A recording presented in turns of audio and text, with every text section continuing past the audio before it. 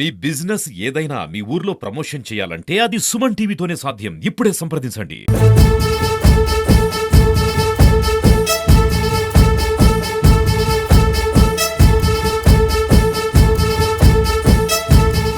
ఈరోజు రాజశేఖర రెడ్డి గారి 76వ జయంతి సందర్భంగా పలమనేరు నియోజకవర్గంలో ఉన్నటువంటి వైఎస్ఆర్ కుటుంబ సభ్యులందరూ కూడా ఇక్కడ చేరి ఇంత పెద్ద ఎత్తున తొలగినటువంటి రాజశేఖర రెడ్డి గారి జయంతిని ఇంత గొప్పగా పురస్కరించుకుంటున్నందుకు పేరు పేరున అందరికీ కూడా నేను ప్రత్యేకంగా కృతజ్ఞతలు తెలియజేస్తూ ఇంకా మీడియా సోదరులందరికీ కూడా ధన్యవాదాలు తెలియజేస్తున్నాను.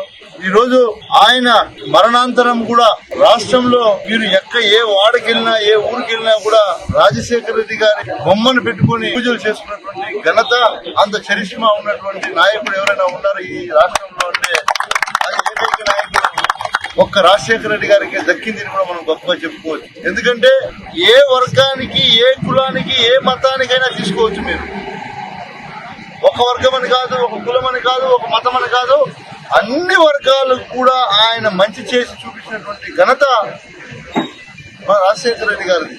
కాబట్టి ఆయన జయంతి రోజు ఇంత పెద్ద ఎత్తున ఈ ఆంధ్ర రాష్ట్రంలో ఆయన జయంతిని పురస్కరించుకుంటున్నారు. అదేవిధంగా ఆయన బాటలో ఈ రోజు ఆయన తనయుడు మన రాష్ట్ర మాజీ ముఖ్యమంత్రి వర్యులు వైఎస్ జగన్మోహన్ రెడ్డి గారు ఆయన అడుగులోనే ఈ రోజు అడుగేస్తూ ఈ రాష్ట్ర ప్రజలకు గడిచిన 5 సంవత్సరాలు ఎంత మంచి పరిపాలన, ప్రతి కుటుంబాన్ని ఆదుకున్నటువంటి ఘనత జగన్మోహన్ రెడ్డి గారు. ఎందుకంటే అనేక సంక్షేమ పథకాలు తీసుకొచ్చి మీరు చూస్తున్నారు. గత 5 సంవత్సరాల పాలనకు ఇప్పుడు ఉన్నటువంటి పరిపాలన సంవత్సరానికి ఎంత వ్యత్యాసం ఉందని ప్రత్యేకంగా చెప్పక్కర్లేదు, ప్రజలందరూ కూడా గమనిస్తున్నారు. జగన్మోహన్ రెడ్డి గారు 9వ తేదీ మామిడి రైతులను పరామర్శించాలని ఏదైతే పర్యటన కోసం వస్తున్నారో ఆ పర్యటనను కూడా అడ్డుకోవాలని కుట్రలు చేశారు. ఆఖరి క్షణాన పర్మిషన్ ఇవ్వడం జరిగింది. ఇచ్చిన తర్వాత రాత్రి నుంచి వైఎస్ఆర్ కాంగ్రెస్ పార్టీ శ్రేణులకు, నాయకులకు అందరికీ కూడా బెదిరింపు కాళ్ళు, అదేవిధంగా ఇంట్లోనే హౌస్ అరెస్ట్ చేస్తామని బెదిరించడం, అదేవిధంగా నోటీసులు. ఎలాంటి పరిపాలన అంటే నాకు అర్థం కాలేదు. ఒక నాయకుడు, మా నాయకుడు వస్తున్నాడు అంటే మేము వెళ్ళడానికి కూడా స్వేచ్ఛ లేదా? ఈ కూటమి ప్రభుత్వంలో ఎలాంటి అరాచకాలు చేస్తున్నారు. రెడ్ బుక్ పరిపాలన క్లియర్ గా కనిపిస్తా ఉంది. మేము ఒకటే తెలియజేస్తున్నాం, గతంలో మా నాయకుడు ముఖ్యమంత్రిగా ఉన్నప్పుడు చంద్రబాబు నాయుడు గారు కావచ్చు, అదేవిధంగా లోకేష్ బాబు కావచ్చు, ఈ నియోజకవర్గంలో పర్యటించారు. ఎప్పుడైనా మేము అడ్డంకులు లేదా మీ కార్యకర్తలకు నోటీసులు ఏమైనా మీ పర్యటనలకు ఇచ్చామా? రాజకీయాలుగా చేద్దాం. మీ పార్టీ అభిమానం మీది, మా పార్టీ అభిమానం మాది. మా పార్టీలో ఉన్నటువంటి కార్యకర్తలను మీరు బెదిరించి ఈ కార్యక్రమంలో పాల్గొనకూడదని నోటీసులు ఇచ్చినంత మాత్రాన ఈ చాటాకు తప్పులకు ఎవరు కూడా భయపడరని నేను హెచ్చరిస్తా ఉన్నాను కూడా తెలియజేస్తున్నా. మీ మాయ మాటలు నమ్మి ప్రజలు మోసపోయామనేది క్లియర్ గా ఇప్పటికే సంవత్సరానికే ప్రజలందరికీ కూడా అర్థమైపోయింది. ఈ రోజు రాష్ట్రంలోనే కాకుండా దేశంలోనే ఆయన యొక్క జయంతి ఉత్సవాల్ని బ్రహ్మాండంగా జరుపుకుంటున్నారు.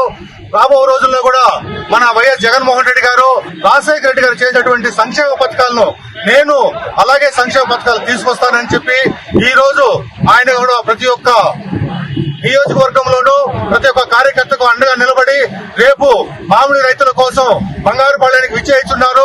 అక్కడికి రాకూడదని చెప్పేసి ప్రతి ఒక్క నాయకుడికి, కార్యకర్తలకి పోలీసు వారు వచ్చి నోటీసులు ఇస్తున్నారు. రాత్రుల్లో 1 గంటకు లేపి ఇంట్లోకి వచ్చి నోటీసులు ఇచ్చి సంతకాలు తీసుకుని వెళ్తున్నారు. కాబట్టి నాయకులను మీరు బెదిరించచ్చు కానీ కార్యకర్తలు కానీ ప్రజల్లో మీరు ఆయన్ని ఎటువంటి మీరు ఎంత ఇబ్బందులు పెట్టినా కూడా రేపు జరగబో కార్యక్రమం బ్రహ్మాండంగా జయప్రదం అవుతుందని చెప్పేసి నేను మనస్ఫూర్తిగా మీకు అందరికీ తెలియజేస్తూ మరి ఒక్కసారి వైఎస్ రాజశేఖర రెడ్డి గారి జయంతి ఈ ఉత్సవాల్ని బ్రహ్మాండంగా పలమనేరు నియోజకవర్గంలో జరుపుకున్నందుకు మన డాక్టర్ ఎన్ వెంకటేగౌడ గారు ఈ యొక్క కార్యక్రమాన్ని ముఖ్య అతిథిగా విచ్చేసినటువంటి మిగిలిన కార్యకర్తలకి, నాయకులందరికీ నా హృదయపూర్వక నమస్కారాలు తెలియజేసుకుంటూ జోహార్ వైఎస్ఆర్. మా ప్రియతమ నాయకుడు రాజశేఖర రెడ్డి గారు పార్టీలకు అతీతంగా కులాలకు అతీతంగా మతాలకు అతీతంగా ఎన్నో సంక్షేమ కార్యక్రమాలు ఈ రోజు నిలిచినాయంటే అది ఒక్క ముఖ్యమంత్రి రాజశేఖర రెడ్డి గారు, ఆ తర్వాత ఆయన కుమారుడు జగన్మోహన్ రెడ్డి గారు. ఈ రోజు తండ్రి బాటలో తనయుడు 5 సంవత్సరాల ప్రజలు అవకాశం ఇచ్చారు. ఆ 5 సంవత్సరాల్లోనే అమ్మఒడి తీసుకొని వచ్చాడు. తర్వాత వచ్చి మన మహిళా సోదరి మనలకు 18 సంవత్సరాలకి 72,000 రూపాయలు తీసుకొచ్చాడు. సంవత్సరానికి 18,000 రూపాయలు లెక్కన. అవి కాకుండా మన ఆటో కార్మికులకు మరియు టైలరింగ్ వారికి మరియు వడ్రంగి వారికి ఇలా కర్షక అందరికీ కూడా 10,000 రూపాయలు ఇచ్చినట్టు ఘనత మన జగన్మోహన్ రెడ్డి గారు. అంటే ఎప్పుడు ముఖ్యమంత్రి అయ్యాము అనేది ముఖ్యం కాదు, కానీ ఎన్ని సంక్షేమ కార్యక్రమాలు తీసుకొచ్చాము, ఈ సంక్షేమ కార్యక్రమాలని వచ్చే ప్రభుత్వాలు కొనసాగిస్తా ఉన్నాయి.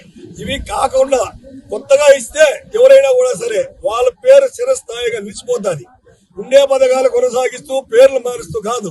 ఈ రోజు కూడా రాజశేఖర రెడ్డి గారు ఆరోగ్యశ్రీ గాని, ఫీజు రింబర్స్మెంట్ గాని, 108 గాని, ఈ రైతు రుణమాఫీ గాని, ఇలాంటివి ఏవైనా సరే చెక్కు చెదరకుండా ఆ రోజుల్లో కూడా ప్రతి గ్రామానికి ఇండ్లు తీసుకొస్తే జగన్మోహన్ రెడ్డి గారు వచ్చిన తర్వాత ఊర్లే ఈ జగనన్న కాలనీలుగా తయారు చేసిన చరిత్ర జగన్మోహన్ రెడ్డి గారు.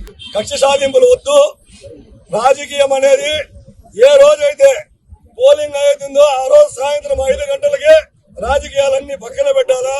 ప్రతి కుటుంబము ప్రతి ఊర్లోన ప్రతి ఒక్కరు కూడా అన్నదమ్ముల మాదిరి కలిసిమెలిసి ఉండాలా. ఎవరైనా ఒక చిన్న తప్పులు ఉప్పులు చేస్తే కూడా పెద్ద మనసుతో కూడా అధికార పార్టీ వాళ్ళు కూడా ప్రతిపక్ష వాళ్ళు కూడా క్షమించాలా. ప్రతిపక్ష పార్టీ వాళ్ళు అధికార పార్టీ వాళ్ళు క్షమించి అన్నదమ్ముల మాదిరి కలిసిపోతేనే మనకి ఎక్కడా కూడా ఫ్యాక్షనిజం లేదు. ఈ నియోజకవర్గంలో ఎక్కడ కుళ్ళు కుతంత్రాలు లేవు. కాబట్టి దీని ఇట్లా కొనసాగించాలని చెప్పి తెలియజేస్తూ ఈ అవకాశం అందరికీ ధన్యవాదాలు తెలియజేస్తాను.